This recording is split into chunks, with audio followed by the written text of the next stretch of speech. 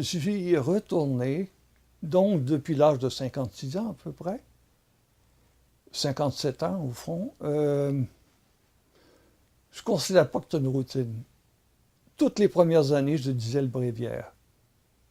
Quand j'ai vu qu'il commençait à avoir de la routine, l'automatisme, j'ai cessé. J'ai brisé ça tout de suite, parce que j'en avais pas l'obligation comme un prêtre, par exemple.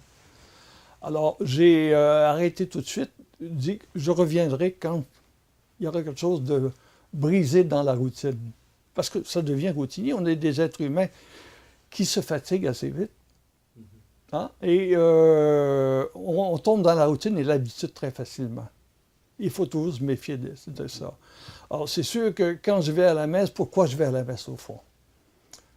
Et je me souviens d'avoir été à Radio-Canada, il n'y a pas si longtemps, peut-être, quand le livre est paru, Le danger du divin, et on m'a interviewé. Et la première question qu'on m'a posée, comment pouvez-vous retourner à l'Église quand il y a tant de pédophilie? Ça fait des années de ça. Mais comme si j'allais à l'Église parce qu'il y a ou pas de pédophilie. Ça demande...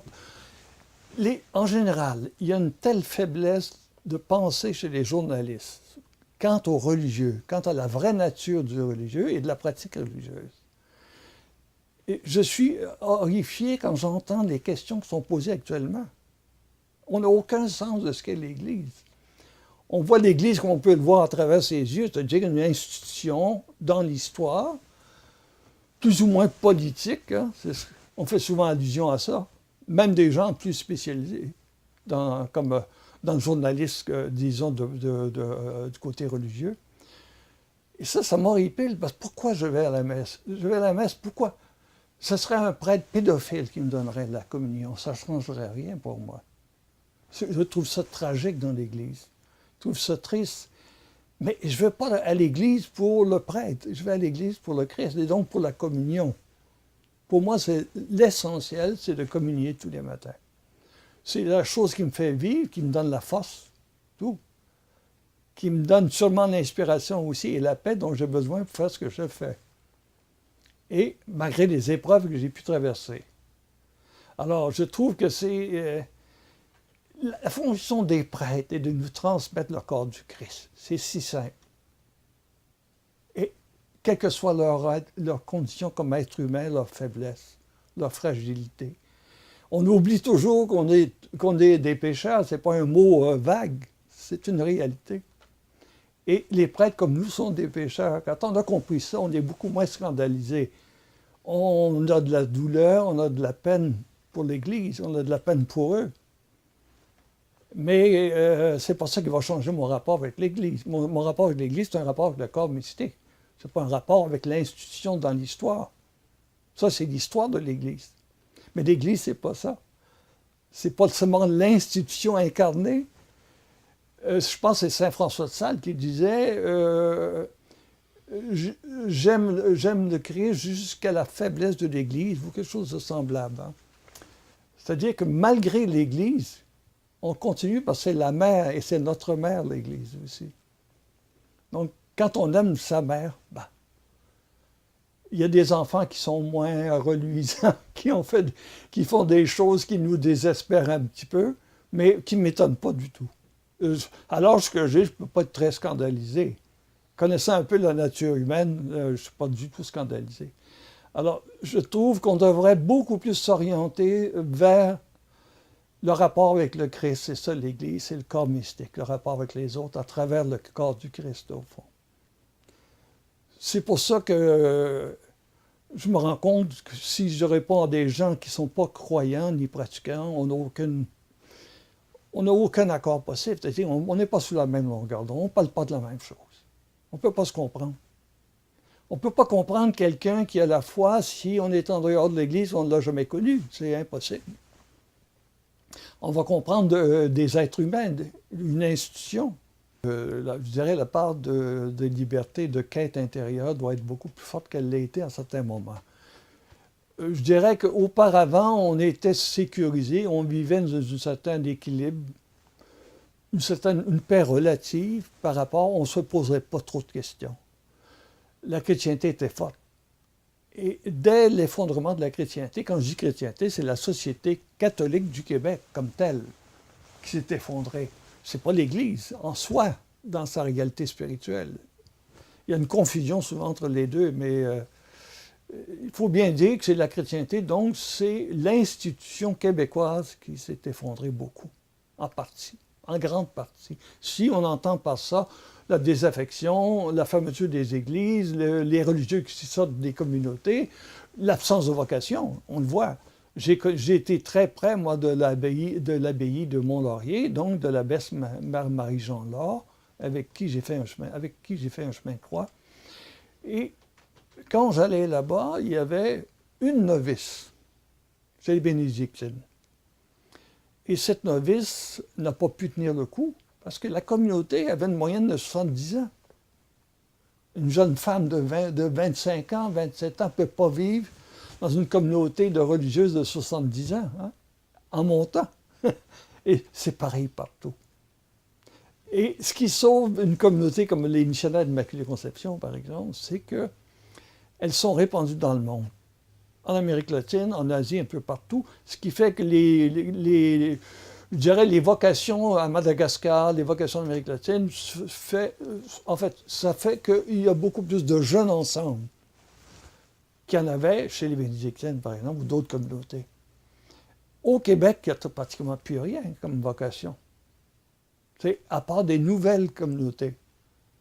Les communautés de Sherbrooke, Jérusalem ici à Montréal, où là, il y a plus de vigueur, il y a plus je dirais, d'espérance qu'il va y avoir une sorte de résurgence, de résurrection de la foi ici. Enfin, moi, je l'espère. Qu'est-ce qu'on reproche à l'Église? Elle n'entend pas les gens, ce qu'ils disent. Elle n'entend pas, elle ne comprend pas leurs besoins et tout. Et on revient toujours avec ce fameux mot de moderne. Mais qu'est-ce que ça veut dire par rapport au sacrement, la modernité? Par rapport à la foi et à la réalité du Christ. Qu'est-ce que c'est la modernité? C'est d'abord le lien que tu as avec le Christ. Même si tu es pécheur, même si tu tombes et tu te relèves, ça va. Il n'y a pas de problème avec le pardon dans l'Église catholique. Et il n'y a pas de problème avec notre faiblesse. C'est une chose connue, on le sait, on la connaît bien. Alors, quand on parle de modernité, qu'est-ce qu'on veut? Sinon, on parle d'idéologie, c'est tout. Or, je ne peux pas me considérer ce qu'on appelle communément un catholique de gauche. Ça ne veut rien dire pour moi. C'est des thèmes politiques et des thèmes idéologiques. J'essaie d'être un chrétien. Pas un chrétien de gauche ou de droite. J'essaie d'être un chrétien. C'est quoi un chrétien? C'est d'abord quelqu'un qui est lié profondément au Christ. C'est pas autre chose. Ça ne se place pas à gauche ni à droite, ce lien-là. C'est central dans une vie.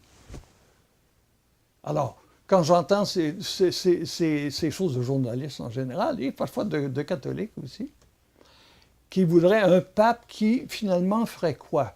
Est-ce qu'il irait en dehors de la tradition véritable de l'enseignement de l'Église? Je ne le crois pas. Il ne peut pas dire que tout d'un coup que le sacrement du mariage est permis entre deux hommes. Il ne peut pas. Un nouveau pape ne changera rien à ça. Ça ne veut pas dire que dans une société comme la nôtre, que deux hommes ne peuvent pas se marier civilement. Ils peuvent. Bon, ça ne nous regarde pas, c'est leur problème. Mais sur le plan du sacrement comme tel, c'est inimaginable. Hein? Donc, est-ce que ce serait être moderne, faire une concession sur le plan du sacrement du mariage, par exemple? Bon, c'est un exemple facile, c'est un exemple qui... Ensuite, la question de l'ordination des femmes, ça, c'est une question trop complexe pour mes capacités. La question que je me posais, pourquoi donc l'Église s'est effondrée si rapidement? La chrétienté ici, c'est qu'elle avait sans doute des racines qui étaient des racines culturelles, institutionnelles, culturelles, mais pas spirituelles. C'est ce que je suis obligé d'admettre. Les racines spirituelles du christianisme québécois n'étaient pas assez profondes. Ça, c'est ma conviction, puisque ça s'est effondré comme un château de cartes. En quelques années, c'est incroyable. J'étais là, je l'ai vu. qui va ramener à l'Église? Moi, personnellement, je dirais qu'il y a seulement l'Esprit Saint. J'en suis là. Je ne crois pas beaucoup aux actions extérieures actuellement. Pas dans une société multiculturelle comme la nôtre, complexe. Parce que tout est complexe. On parle de l'avortement, par exemple. Ben oui, mais l'avortement, est-ce qu'on peut l'interdire dans une société multiculturelle comme la nôtre? C'est très difficile. Parce que là, c'est un problème philosophique aussi. Et ça n'a de sens que pour un catholique, pour un chrétien, l'avortement, au fond. Être contre. Mais le chrétien actuel n'est plus assez... Les chrétiens ne sont pas assez nombreux pour l'interdire à une société multiculturelle. Oui, ça, c'est complexe. Ça relève de la conscience de chacun. Qu'il soit catholique ou non, ça relève de sa conscience. Tout est de plus en plus complexe. Mais on est encore chanceux, on n'est pas encore persécuté comme dans d'autres pays. Je ne sais pas si ça viendra un jour, je ne serai peut-être pas là à l'âge que j'ai, mais c'est complexe parce qu'on le voit, les persécutions en Égypte des chrétiens. Tant qu'on ne retourne pas à la vraie source, pour moi en tout cas, la vraie source qui est le rapport profond d'amour avec le Christ, je ne vois pas comment on peut retourner vraiment à l'Église et à quoi que ce soit. Comment on peut s'en sortir. Aimer le Christ, ce n'est pas seulement pratiquer, c'est vraiment être en lien profond avec un être qui est le Christ. Quels sont les deux plus grands commandements? Ben, aime Dieu et aime ton prochain comme toi-même. Ça n'a pas changé. Aimer son prochain comme soi-même, ça peut paraître simple, mais c'est pas si facile. On s'aime beaucoup. Combien de gens ne s'aiment pas? On pense que les gens s'aiment, mais les gens ne s'aiment pas forcément. C'est pour ça que arriver à s'aimer soi-même, c'est déjà tout un cheminement. Moi, je m'en suis rendu compte, c'est plusieurs êtres autour de moi. Arriver à s'aimer soi-même, c'est très difficile. Tout dépend de l'éducation, tout dépend des influences qu'on a eues, tout dépend des actes qu'on a commis. Hein? Alors, c'est pas si facile de s'aimer soi-même. Alors, aimer son prochain comme soi-même, c'est déjà tout un travail. C'est toute une recherche et tout un travail. Et y arriver comme certains saints y sont arrivés, bon, ben, c'est ça. C'était des saints. On est loin de ça. On a un devoir de rester lié au Christ, oui, et d'essayer de correspondre de plus en plus à ce que lui attend de nous. On devrait prier d'ailleurs seulement dans une direction.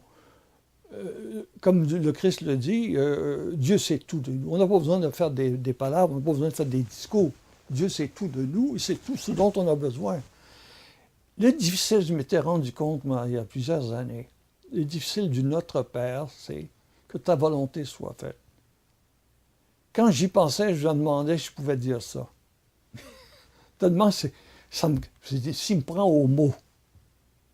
Hein? S'il me prend au mot, puis qu'il applique sa volonté, qu'est-ce qui va rester de ce que je suis? Alors, c'est pas simple de dire déjà que ta volonté soit faite, c'est une exigence. Et quand on retrouve, ce que je dirais, le rapport avec le Christ d'une façon beaucoup plus détendue et simple, on n'y pense plus à ça. Il fera ce qu'il veut. Et on ne pense plus aux conséquences sur sa vie à soi. Ça va aller de soi. Ça va se faire naturellement. C'est naturel et c'est spontané. Et on le fait sans s'en rendre compte souvent. Mais que ta volonté soit faite, je pense qu'on devrait prier pour soi et pour les autres, seulement dans ce sens-là, que ta volonté soit faite. Pour moi, mais pour les miens, pour mes enfants, pour ceux qui m'entourent, que ta volonté soit faite. Parce que c'est lui qui sait comment faire, comment agir avec eux. C'est pas moi. Qu'est-ce que je peux dire? Qu'est-ce que je peux demander pour eux? Sinon, le rapport de vie avec lui. Un rapport de vie avec lui. Mais c'est lui qui sait comment s'y prendre, c'est pas moi. C'est lui qui les connaît. Il les connaît beaucoup mieux que moi. Mais des fois, on reçoit des coups durs. Mm-hmm. C'est difficile d'affronter la vie, Oui. parfois. Oh. Et de toujours croire et de souhaiter la volonté de Dieu. Oui, mais j'ai traversé quand même des épreuves, qui ne sont pas toujours les premières, mais j'ai traversé quand même dans ma vie 2 suicides. Mon frère et mon fils, donc c'est déjà beaucoup. Alors je poserai ma mort sur l'épaule avec des mains délicates, comme on approche de soi un enfant qui dort. Et ça n'a pas d'impact sur ma foi du tout, personnellement. Parce que, comme je vous expliquais, j'étais retourné à l'Église, donc j'étais dans un autre rapport avec le religieux, et j'étais plus dans un rapport d'habitude et de confort. Et donc, ça n'a pas eu d'impact sur ce plan-là. Au contraire, je sais maintenant que je suis un des rares qui peut vraiment l'aider. Vous savez que, je ne sais plus si c'est Marthe Robin, je pense, qui disait « Tout suicide est racheté » à cause de la souffrance qu'il a vécue avant sa mort. Et c'est elle qui dit ça, c'est la bienheureuse Marthe Robin. Alors, j'ai confiance. J'ai confiance. J'ai l'espérance lumineuse de ce côté-là et la foi, et donc j'ai confiance. Elle vivait dans l'absolu. Toute sa vie, c'est un lien de souffrance et tout avec le Christ. C'est inconcevable sur le plan humain. Ah, on ne peut pas. On ne peut pas imaginer ça sur un plan humain. Ça ne s'explique pas sans le rapport d'amour qu'avec le Christ et sans la grâce et la grâce que l'Esprit lui donnait. Ça ne peut pas s'expliquer autrement. C'est une vie impossible. Qu'elle n'ait pas mangé pendant 50 ans. Je ne sais plus combien. Qu'elle soit morte de la façon qu'elle est morte. C'est un des êtres que j'admire le plus. Mais vous pensez qu'il soit possible qu'une personne n'ait ni mangé, ni bu Ben pendant oui. 30 ans? Pourquoi pas? Si Dieu a voulu, c'est rien du tout. Si Dieu l'a voulu, tout dépend du rapport qu'on a avec la foi. C'est pas un rapport c'est pas un rapport de déduction ou de science humaine. Là.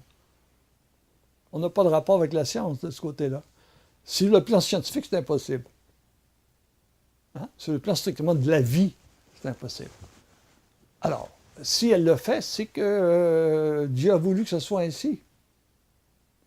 Vous voyez, je suis très enfant dans ces questions-là. Je ne me pose pas trop de questions intellectuelles parce qu'il n'y a pas de réponse à ça. Sinon que Dieu a voulu que ce soit ainsi, c'est tout. Donc, j'accepte ça avec simplicité. Et émerveillement, bien sûr. C'est extraordinaire, mais c'est comme ça. Ça ne nous est pas demandé à chacun de nous. Il y a quelques autres phénomènes comme ça aussi. Oui, mais ça m'a jamais... Vous savez, un poète ne peut pas s'étonner du merveilleux. Je serais plus beaucoup poète si je m'étonnais du merveilleux. Je passe ma vie là-dedans. Hein? C'est ça l'écriture poétique. Alors, j'ai un rapport assez simple avec le merveilleux. Il y en a qui diraient simpliste, mais ça, c'est autre chose. Je serais tenté en terminant de vous demander de nous lire un de vos poèmes. Oui. Il me semble que si vous le lisez, on va mieux comprendre encore. Je vais lire le dernier poème de mon dernier livre.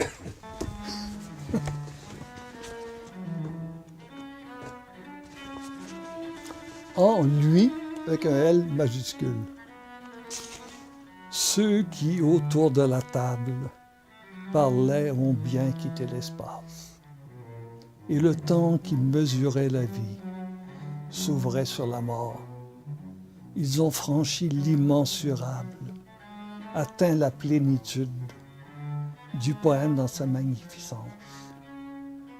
Il s'exprime à jamais en lumière, astre scintillant depuis l'extrême, sans cesser de poursuivre le chemin que l'infini trace en lui, qui adapte parfait l'être de tout naissant avec l'amour. Vous voyez, c'est ce que je dis, il n'est pas nommé et il est présent, c'est lui.